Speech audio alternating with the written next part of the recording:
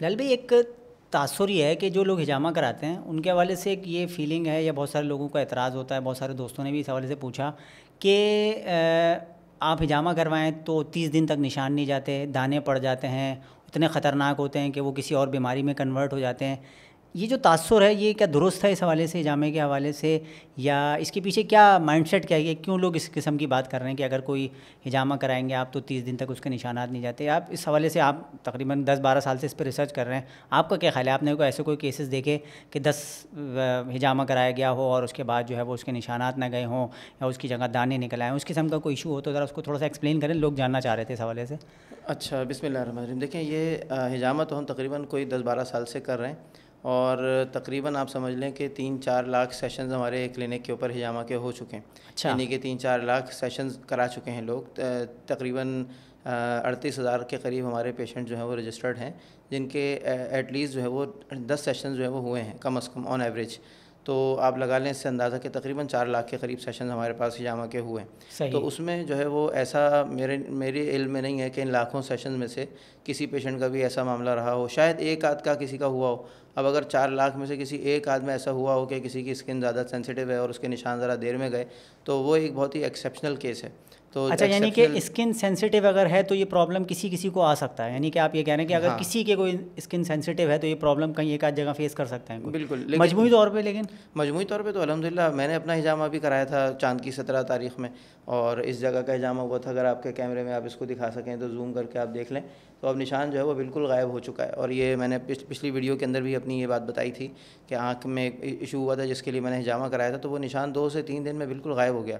और majority cases में यही होता है कि तकरीबन 1 हफ़्ता लगता है अगर बैक पर पॉइंट लगे। इसमें यानी डिपेंड ये करता है कि हिजामा किस जगह का हो रहा है।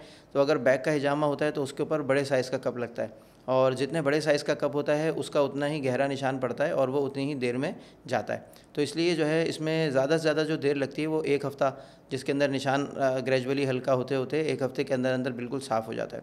तो ये मतलब बिल्कुल अगर किसी ने ये बात जनरलाइज़ करके कही है तो बड़ा गलत उसने कंक्लूड किया है, और ये किसी की मतलब मैं नीयत पे शक नहीं करना चाहता, लेकिन बहरहाल बज़ाहिर ये लग रहा है कि कोई शख्स जो है वो लोगों को हिजामा से मुतनफ़िर करने के लिए ऐसी बात कर सकता है।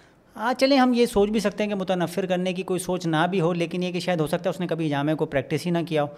मतलब हिजामा प्रैक्टिस जिसने भी किया हुआ है, अगर हम लोग ने प्रैक्टिस किया है या इसके अलावा हमारे बहुत सारे दोस्त हैं जो प्रैक्टिस करते रहे हिजामा, तो उनमें से आज तक किसी ने कभी कोई शिकायत नहीं की कि कोई दाने निकल आए हों या 1-1 महीने तक निशान ना गए हों ज़्यादा से ज़्यादा। और कुछ निशानात शायद ऐसे होते हैं, वो कौन से निशान हैं जो मतलब आपके ख्याल में कि 2 हो सकता है 4-5 दिन तक रहते हैं, वो निशानात कौन से होते हैं फिर? देखिए, जो बैक पर निशान पड़ते हैं ना वो तकरीबन 4-5 दिन तक रहते हैं। अलबत्ता जो फेस पर होते हैं या जो हाथों पर पैरों पर लगते हैं, तो इन जगहों पर छोटे कप इस्तेमाल किए जाते हैं। तो जितना कप छोटा होता है उतना उसका निशान जल्दी जाता है, और जितना कप बड़ा होता है उतना उसका निशान देर में जाता है। एक ये उसूल है, क्योंकि जितना कप का साइज़ बड़ा होता है उतना उसमें प्रेशर ज़्यादा होता है, सही। इसलिए उसका निशान गहरा पड़ता है। अच्छा, यहाँ जो माथे वगैरह पे निशान लगते हैं ये मैंने देखा है बहुत दफ़ा कि ये 4-5 दिन तक रह जाते हैं, इसकी क्या वजह होती है? और ये मतलब यहाँ को दाने निकलने का इम्कान होता है या सिर्फ निशान ही होते हैं? देखिए, निशान होते हैं सिर्फ, और वो इसलिए क्योंकि नीचे हड्डी है और गोश्त यहाँ पर ना होने के बराबर होता है, तो इस वजह से हड्डी की वजह से यहाँ पर निशान थोड़ा सा डार्क पड़ता है, और वो कप का निशान होता है जो सक्शन की वजह से आता है। और उसको भी जब हम रिपीट करते हैं 2-3 दफ़ा तो फिर वो निशान इतना गहरा नहीं पड़ता। ये फ़र्स्ट टाइम ऐसा होता है। बाकी जो दाने बनने वाली बात है, दाने तो मैंने कभी नहीं देखे आज तक।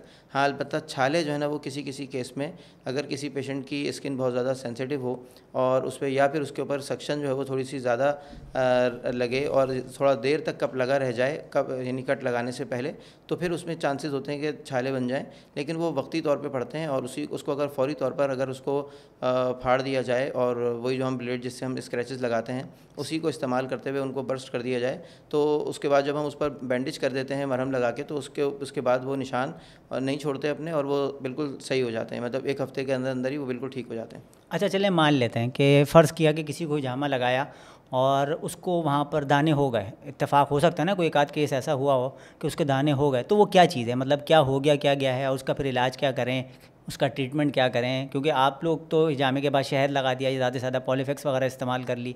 अगर खुदा न खास्ता किसी एक आध केस में, रेयर केस है, तो अब वो क्या करें? मतलब हिजामे से भाग जाएँ, मतलब हिजामा छोड़ दें?